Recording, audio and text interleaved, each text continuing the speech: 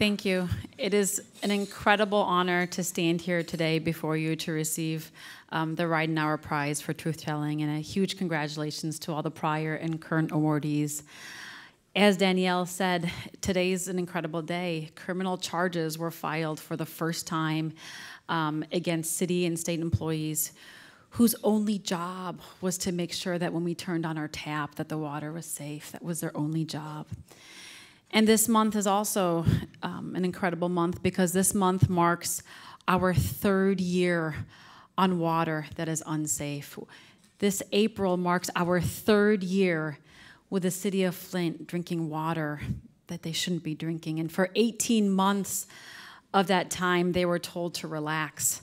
When that water was gross, when it looked gross, and it tasted gross, and it smelled gross, and it was causing medical problems, and when we had E. coli in our water, and we had boil advisories, and when people were coming to town hall meetings with jugs of brown water and being arrested, they were told to relax, that it was fine to drink up. And the real heroes of the story are the people of Flint. They had been raising their voices, and they had, like I said, had been going to town hall meetings. But when you have no democracy, when your democracy is usurped, when you are under state-appointed emergency management, where do those concerns go? So there are incredible, incredible truth-tellers in this story, most importantly, the people of Flint, but I want to highlight 4 truth-tellers who wouldn't have made my role possible. The first is Leanne Walters. She's a stay-at-home mom turned water expert, and her kids were getting sick. Rashes. She had twins, and one twin wasn't growing and was sick. The other twin was better. However, she Googled and got online and contacted the EPA and contacted all these experts to try to find out what was going on, and she fought every day for her kids and for every kid in Flint. The next amazing truth-teller was Kurt Guyette, an investigative reporter, a seasoned reporter who now works for the ACLU as an investigative reporter. He dug and he dug and he dug and he dug and he dug to find that difficult to find truth, and he reported it. The next incredible truth-teller was a man named Miguel Del Toro, an EPA scientist, an ethical professional scientist, one of the world experts in corrosion control. And he offered to spend his own money to come to Flint to investigate this, and he was silenced. He was silenced. His work was silenced. And the last truth-teller who played such an integral role in the story was Mark Edwards, a Virginia Tech environmental engineer, who, when he heard that Miss Walters wasn't being heard, when the state was dismissing her as they had dismissed everybody, he packed his minivan with grad students and supplies, and he drove from Blacksburg, Virginia to Flint, and he was hoping to use science to prove that there was lead in the water. But he was dismissed and he was ridiculed. All of these truth-tellers were dismissed and ridiculed.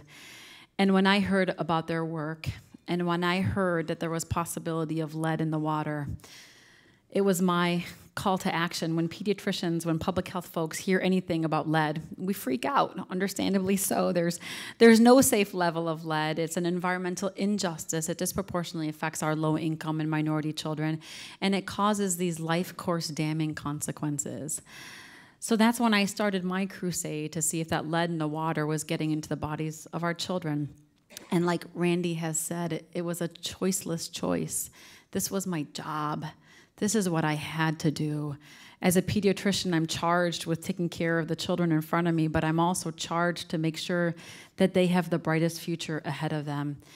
And what was happening in our water threatened the futures of all of our children in a very clearly demarcated area. So this was not a 9-to-5 issue like the government had been dealing with. This was an issue that you didn't sleep on. And we conducted our research in 2 weeks, which was really kind of 6 months of work, but we did not sleep because we had to find that truth. We had to know if our children had elevated lead levels. And when we released our findings at a press conference in late September, because that's how you release medical research at a press conference, no, you publish it in peer-reviewed journals, but we could not wait. We had an ethical, a moral, professional obligation to share this information and to share it as soon as possible.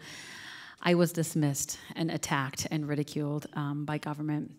But fortunately or unfortunately, and kind of with a wave of media support that came in after my findings were released, the tide started to change. And it unfortunately took evidence that children had elevated lead levels for that to change. But like I said, I was doing my job, and I continue to do my job. And my job right now is to garner the resources for our children, because we have a long road ahead of us. And we're grateful to finally have investigations underway, to have results from those investigations, because the people of Flint need that truth.